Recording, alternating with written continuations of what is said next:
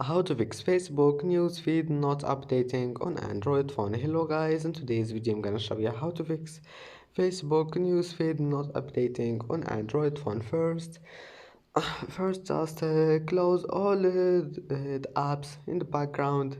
Click this one here, and that's it. Now open settings and then go to apps and then apps again, and here type here Facebook, and first go to storage, clear cache, and then click for stop.